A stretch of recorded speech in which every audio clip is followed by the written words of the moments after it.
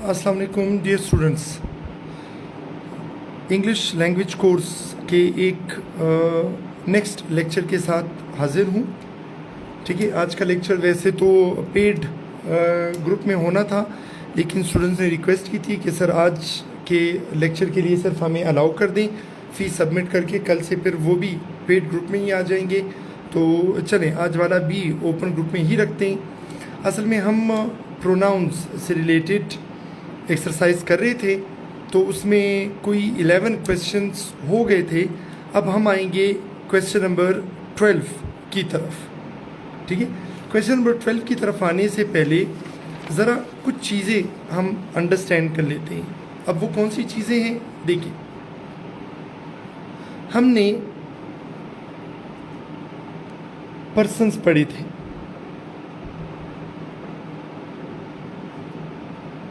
ठीक है, हमने पर्सन्स पढ़े थे।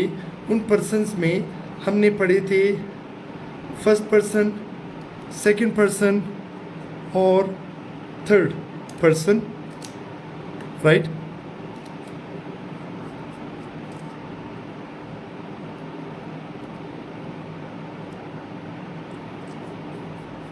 अब हमने जो पर्सन्स पढ़े, first person, second person, third person, उनको ज़रा देख लेते हैं।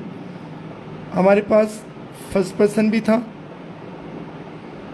सेकंड पर्सन भी, आप जो पिछले लेक्चर्स हैं आप उन्हें देख सकते हैं, और हमारे पास थर्ड पर्सन भी था। फर्स्ट पर्सन में हमारे पास सिंगुलर था आई और प्लूरल था वी। सेकंड पर्सन में हमारे पास सिंगुलर था यू और प्लूरल भी यू। थर्ड पर्सन में हमारे पास सिंगुलर है ही, शी, इट, और थर्ड पर्सन में ही हमारे पास प्लूरल है दे, राइट। ही, शी, इट और दे। अब रूल क्या कहता है, देखिए सबसे पहले हम बात करेंगे सिंगुलर के बारे में। वो कह रही कि अगर कोई पॉजिटिव बात हो रही है, ठीक है, और आपके पास सेंटेंस में एक से ज़्यादा प्रोनाउंस आ रहे हैं, तो उसका सीक्वेंस क्या होगा। तो वो ये कहेंगे कि पॉजिटिव में, पॉजिटिव सेंटेंस से कोई क्रेडिट दिया जा रहा है तो सबसे पहले सेकंड पर्सन आएगा, फिर उसके बाद थर्ड पर्सन आएगा, और फिर उसके बाद फर्स्ट पर्सन। ठीक है, अब कैसे, सपोज मैं कहता हूं कि second person you, third person he, और उसके बाद first person and I are real heroes. ठीक है, क्रेडिट देने वाली बात हो रही है, कोई पॉजिटिव बात हो रही है, तो उसमें पहले हमने सेकंड पर्सन लिखा, फिर थर्ड पर्सन लिखा और फिर फर्स्ट पर्सन, राइट। लेकिन अगर कोई जिम्मेदारी लेने वाली बात है, कोई कसूर है, कोई गलती मानी जा रही है, कोई कन्फेशन है, तो उसमें सीक्वेंस ये होगा कि फर्स्ट पर्सन पहले होगा, फिर होगा सेकंड पर्सन और फिर होगा थर्ड पर्सन। ठीक है, यानी मैं ये कहूँगा कि I first person, you second person and he third person are responsible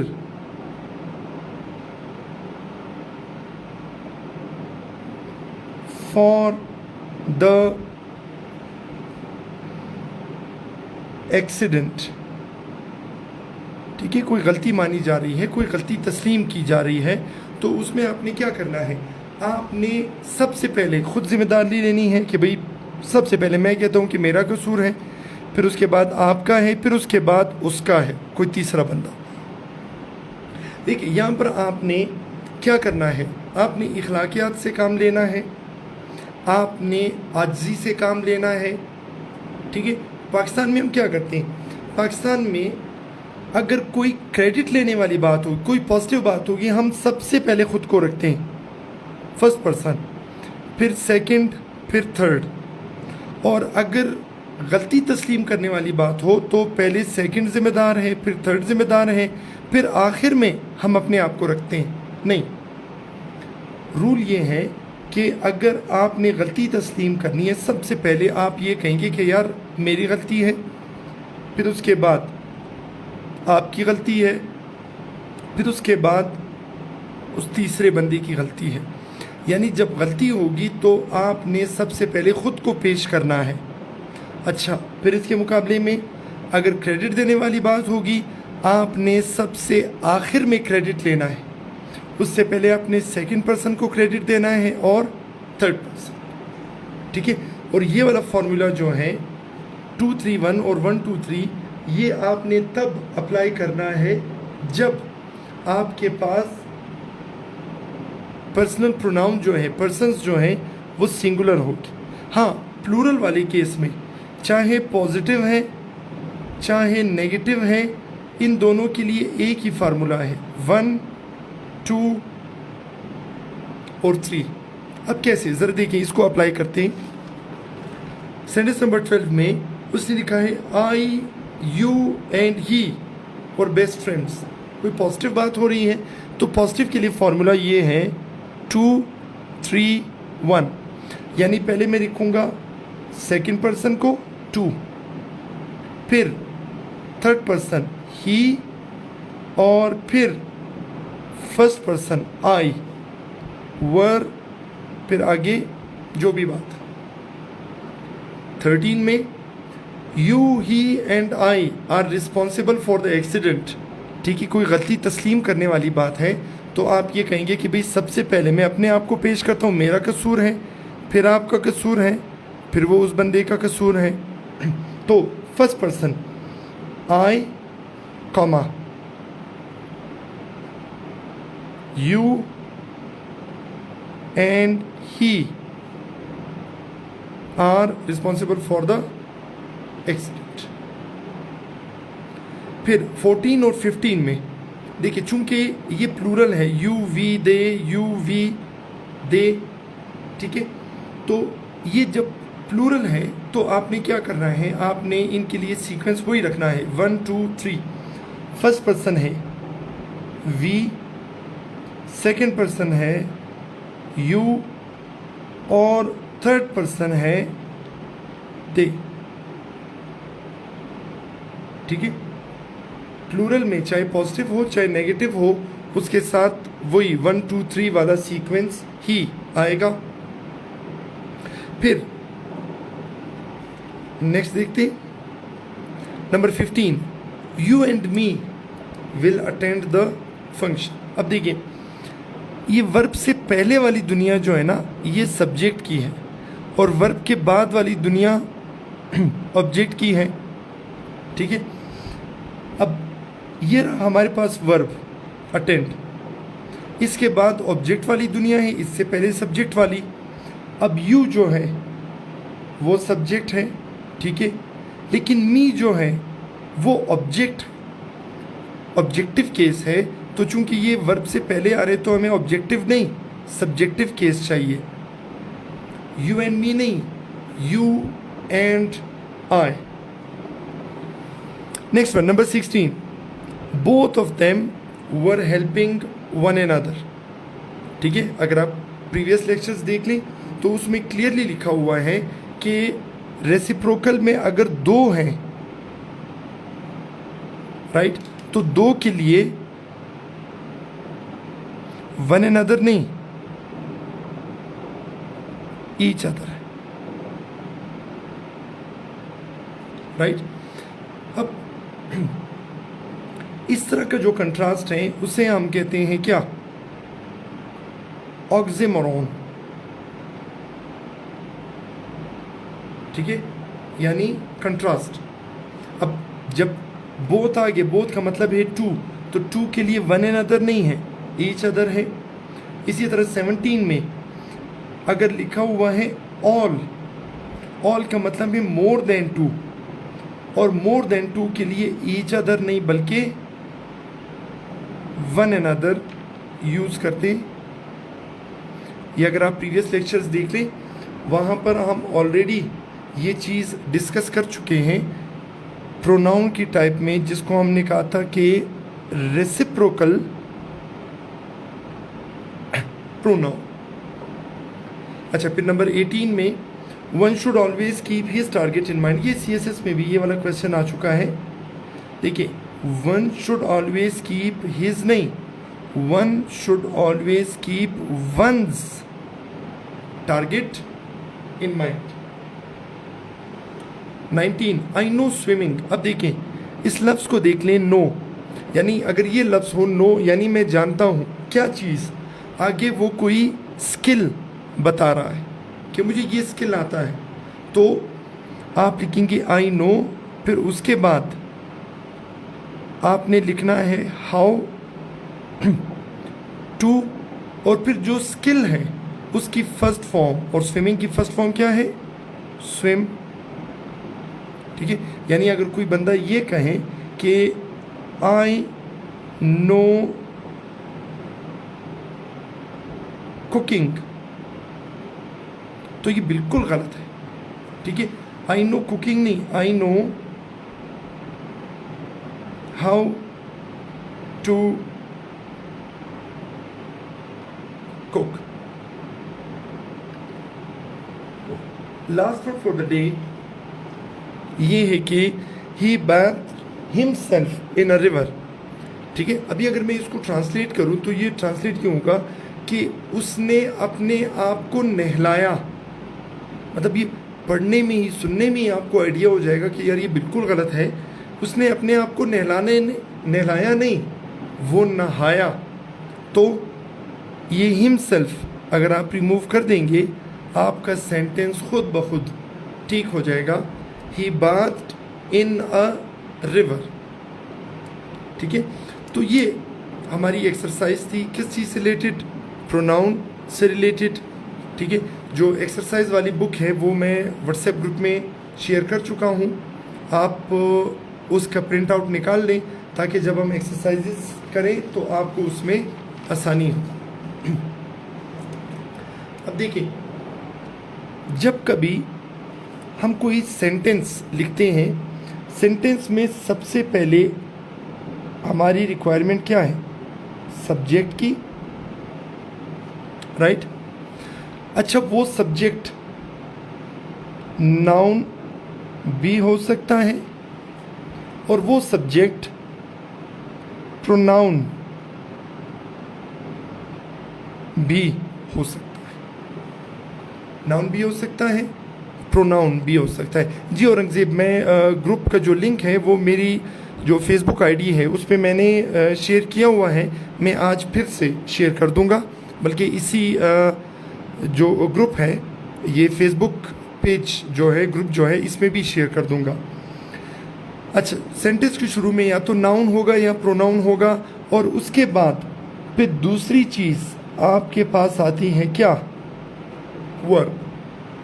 ठीक है, तो हमने नाउन पढ़ा, हमने प्रोनाउन पढ़ा, और अब हम आएंगे अपने थर्ड पार्ट ऑफ स्पीच की तरफ जो है वर्ब, राइट?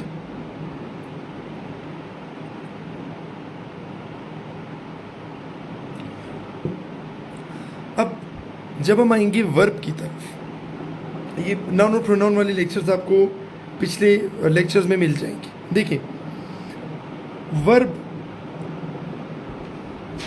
हमारे पास क्या होगा, चलिए लिख लेते हैं। पहला हमारे पास जो वर्ब है हम उसे कह देते हैं मेन वर्ब। जो दूसरा है मैं उसे कह देता हूँ हेल्पिंग वर्ब, और जो तीसरा है मैं उसे कह देता हूँ मॉडल,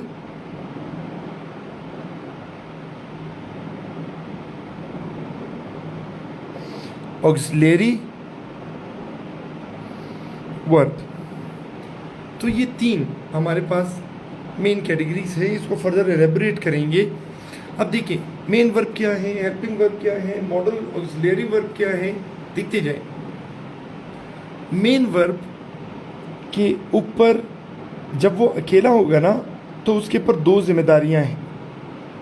नंबर 1, उसने ये बताना है कि क्या काम है, व्हाट, और उसने ये भी बताना है कि ये काम कब हुआ, व्हेन। अब कैसे? मैं कहता हूं कि I wrote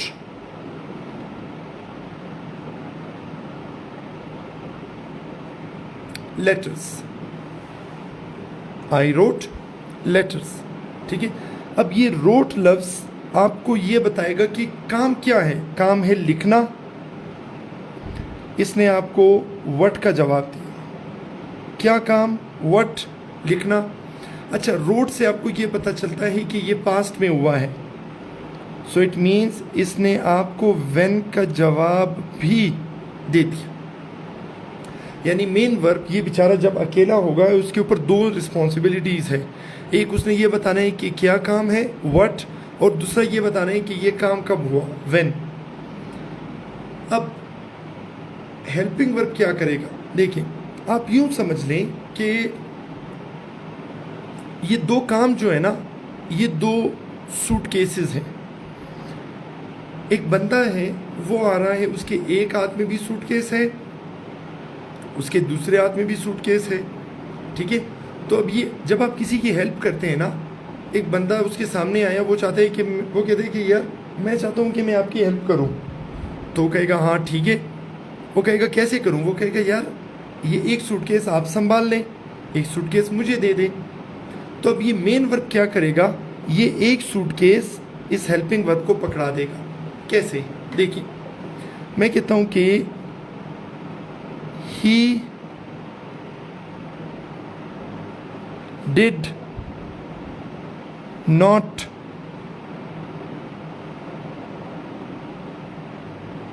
fight, he did not fight.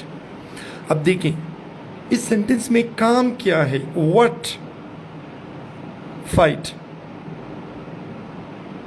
Main verb ने ये वाला सूटकेस अपने पास रखा। अच्छा, ये काम कब हुआ? डिड आपको बताता है कि ये कब हुआ, पास्ट में। तो जब इसने व्हेन का काम किया तो ये क्या हो गया?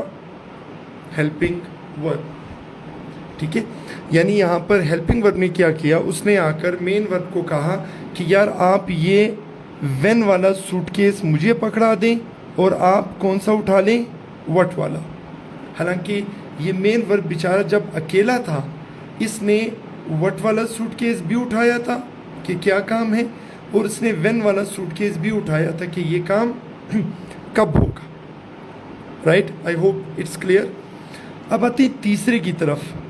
चले मैं दोबारा लिख देता हूँ। Number 3, that is modal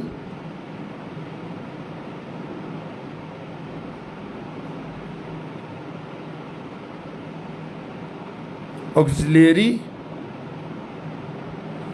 verb.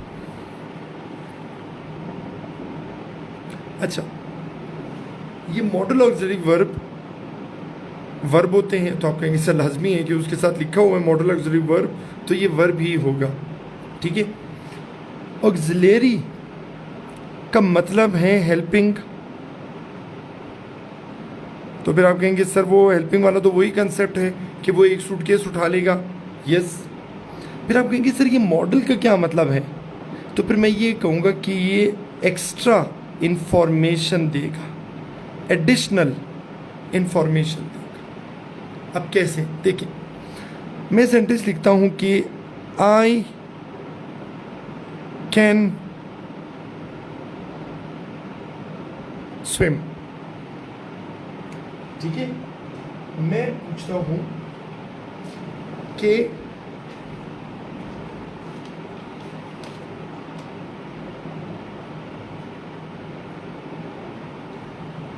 यहाँ पर क्लास है तो क्लास के बीच में खाना पीना चलता रहेगा। अच्छा, मैं पूछता हूँ यहाँ पर काम क्या है, व्हाट?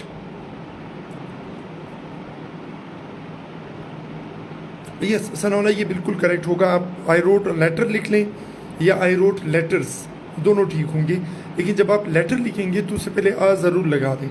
अच्छा देखिए, वापस आते हैं, क्या काम है, व्हाट? स्विम। तो ये हमारे पास हो जाएगा क्या, मेन वर्ब। अच्छा, ये कैन जो है ये दो काम करेगा।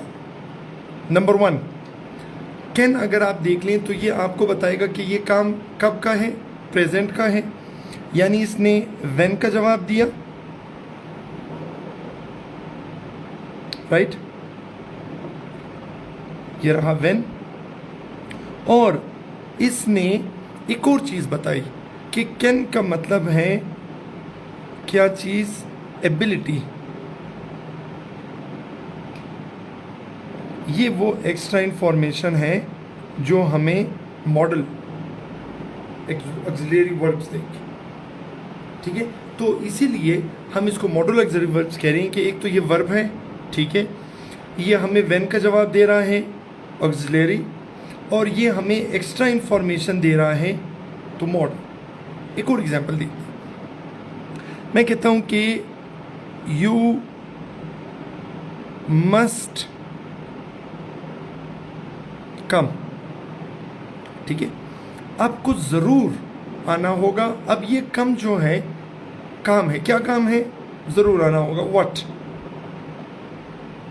और ये हो जाएगा मेन वर्ब। अच्छा, अब ये मस्ट जो है ये दो काम करेगा। ये मस्ट आपको ये बता रहे हैं कि ये काम कब करना है, फ्यूचर में, ठीक है? और ये काम, ये मस्ट आपको एक्स्ट्रा इंफॉर्मेशन दे रहा है कि ये क्या है, यार ये लाजमी है, ऑब्लिगेटरी है, it is an obligation, right? तो इसने आपको व्हेन का भी जवाब दिया और इसने आपको एक्स्ट्रा इंफॉर्मेशन भी प्रोवाइड कर दी, तो ये हो जाएगा मॉडल ऑक्सिलरी वर्ब, ठीक है? तो ये चीज़ ध्यान में रखें कि जब हम बात करेंगे मॉडल ऑक्सिलरी वर्ब के बारे में, वो एक तो आपको व्हेन का जवाब देगा, उसके साथ साथ वो आपको एक्स्ट्रा इंफॉर्मेशन भी देगा। Last example model auxiliary verb की, मैं कहता हूँ कि यू शुड स्टडी, क्या काम करना चाहिए, स्टडी, मेन वर्ब। शुड दो चीज़ें बताएगा कि आपको फ्यूचर में ये काम करना चाहिए और ये काम आपके ऊपर लाजिम नहीं है, बल्कि ये मेरा मशवरा है, सजेशन। तो फ्यूचर ने व्हेन का जवाब दिया और सजेशन ने ये शो किया कि ये एक्स्ट्रा इंफॉर्मेशन है, राइट? तो ये हमारे पास तीन, हम इसको मेन कैटेगरीज में डिवाइड कर देते हैं कि एक वर्ब है, एक मेन वर्ब है और एक हेल्पिंग वर्ब, राइट? चलिए इसको ज़रा आगे लेके चलते हैं।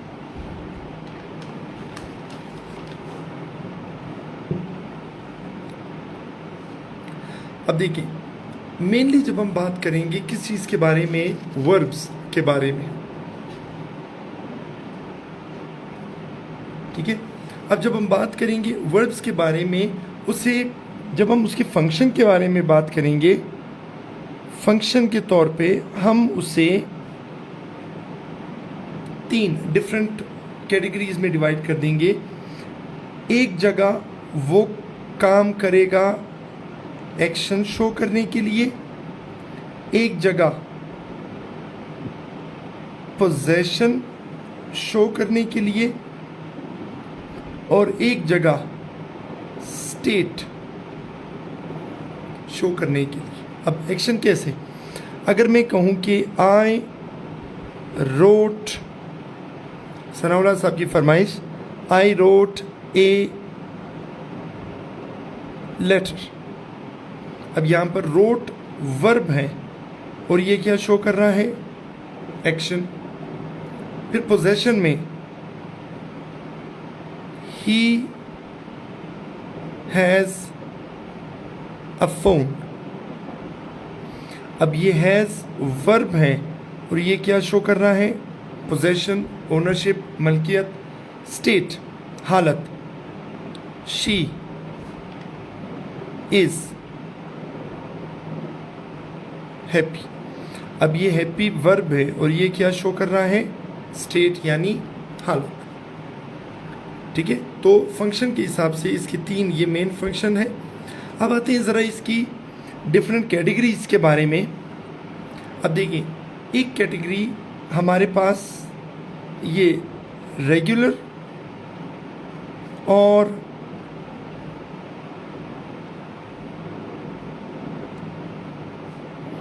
इर्रेगुलर। ये हमने नाउन में भी पढ़ा था कि रेगुलर मतलब जो रूल्स फॉलो करेंगे, इर्रेगुलर जो मतलब रूल्स फॉलो नहीं करेंगे। अब देखिए कैसे। सपोज वर्ब की फर्स्ट फॉर्म से सेकंड और थर्ड फॉर्म बनाने के लिए एक फार्मूला ये है कि आप उसके आखिर में सिर्फ टी लगा दें, क्रिएट, क्रिएटेड, एक ये फार्मूला है। दूसरा ये फार्मूला है कि आप उसके आखिर में ईडी लगा दें, एक रूल ये है। और तीसरा आप वाई को ख़त्म करके उसके साथ IED लगा दें। ठीक है, जो वर्ब भी इनमें से कोई भी रूल फॉलो करके सेकंड और थर्ड फॉर्म बनाएगा उसे हम रेगुलर कहेंगे, और जो कोई इनसे हटकर रूल फॉलो करेगा इर्रेगुलर। देखिए, कट की सेकंड और थर्ड फॉर्म बनाने के लिए कोई भी रूल अप्लाई नहीं होगा, तो कट क्या है, इर्रेगुलर। इसी तरह गो कि सेकंड और थर्ड फॉर्म बनाने के लिए इनमें से कोई भी रूल फॉलो नहीं, गो, वेंट, गॉन, इर्रेगुलर। ठीक है, इसी तरह राइट कोई भी फॉर्मूला अप्लाई नहीं होगा, तो ये भी हो जाएगा क्या, इर्रेगुलर। तो रेगुलर और इर्रेगुलर में हम ये देखेंगे कि कौन सा वर्ब गिवन रूल को फॉलो करके सेकंड और थर्ड फॉर्म बनाएगा और कौन सा वर्ब सेकंड या थर्ड फॉर्म बनाने के लिए इन रूल्स को फॉलो नहीं करेगा। जो फॉलो करेगा उसको कहेंगे रेगुलर और जो नहीं करेगा वो है इर्रेगुलर। नेक्स्ट वन, आज के लिए लास्ट पॉइंट, हम एक कैटेगरी पढ़ते हैं जिसे हम कहते हैं नॉन प्रोग्रेसिव वर्ब्स। अच्छा, नॉन प्रोग्रेसिव वर्ब्स होते हैं, ठीक है, सॉरी आई रोट प्रेसिव, प्रोग्रेसिव के मीनिंग्स में कैसे बोल सकता हूँ। ठीक है, प्रोग्रेसिव का मतलब है कंटिन्यूअस। ठीक है, और कंटिन्यूअस के लिए हम यूज़ करते हैं कौन सी, वर्ब की ING वाली फॉर्म। अब नॉन का मतलब क्या है, नॉट, यानी ऐसे वर्ब्स जिनकी ING वाली फॉर्म आप यूज़ नहीं कर सकते। अब कैसे, फॉर एग्जाम्पल अगर कोई ये कहे कि I am needing money, I am needing money, तो फिर आप कहेंगे कि सर ये नीडिंग तो ING वाली फॉर्म इसकी यूज़ नहीं होती है, तो अब एम जो है चूंकि वो नीडिंग की वजह से लगा है तो एम भी कट जाएगा, नीडिंग भी, और करेक्ट सेंटेंस क्या होगा, आई नीड मनी। तो ये नीड असल में क्या है, नॉन प्रोग्रेसिव वर्ब। ठीक है, तो ये नॉन प्रोग्रेसिव वर्ब की जो लिस्ट है वो मैं ग्रुप में भी शेयर कर दूंगा। आप इंटरनेट पे भी गूगल पे जाके लिख लें कि list of non progressive verbs, तो वो आपको नॉन प्रोग्रेसिव वर्ब की लिस्ट वो आपको पकड़ा देंगे। अच्छा, similarly I am wanting books, ठीक है। फिर ये वांटिंग जो है ये असल में नॉन प्रोग्रेसिव वर्ब है, यानी इसकी आईएनजी वाली फॉर्म यूज़ नहीं हो सकती, और जब आईएनजी वाली फॉर्म यूज़ नहीं हो रही थी उसके साथ ये हेल्पिंग वर्ब भी यूज़ नहीं होगा, तो हम कहेंगे क्या, I want books. Last example, एक बंदा अगर ये कहे कि आई एम माइंडिंग